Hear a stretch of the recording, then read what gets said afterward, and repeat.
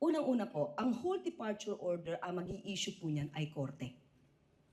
So dapat malaman po nila na lahat po ng ginagawa ngayon ng administrasyon at ng mga law enforcement agencies ay naaayon sa batas. Hindi po natin basta-basta maaaring tawagin o sabihin na isang tao ay hindi ka pwedeng magbiyahe. Yan po naman ay lalabag sa batas. Dahil lahat naman din po tayo ay may freedom of movement. Yan po ay isang constitutional right.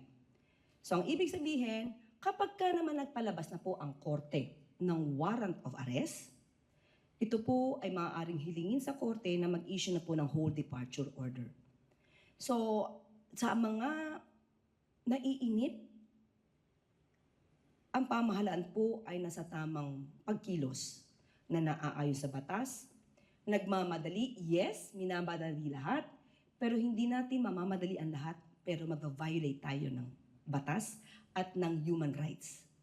So hintayin po natin dahil may naisa pa na po, iyan naman din po ang pangako ng ombudsman. Magkakaroon rin po ng mga preliminary investigation, considering na ang mga dokumento na naibigay sila, na-file sa kanila, ay hindi na kinakailangan ng fact-finding at didiretso sa preliminary investigation. So hindi po kasi, gusto pong ipaalam sa mga kababayan natin, hindi po agad na pagkabigay po ng complaint, hindi na po dadaan sa preliminary investigation. Hindi po maaari mangyari yon.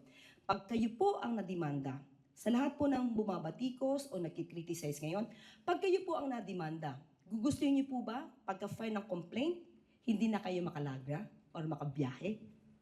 Yan po ay, kayo din po ay mabibiktima kapag wala pong due process. So isipin po natin, ang ginagawa ng pamahalaan ngayon ay may katugunan sa due process.